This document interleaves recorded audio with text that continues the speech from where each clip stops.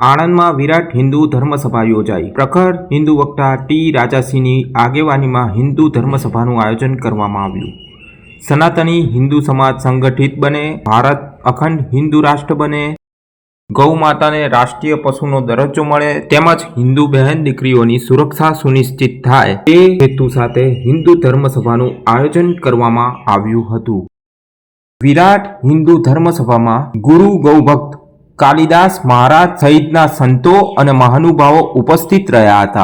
मुझे एक कॉल आया था 3 दिन पहले.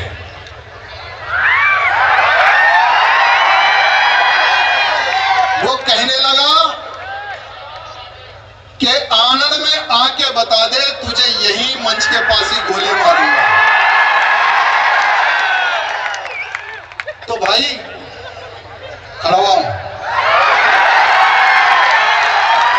इधर से आएगा या इधर से आएगा या इधर से आएगा या उधर से आएगा, किधर से आएगा, बिना सिक्योरिटी के खड़ा हुआ हूं.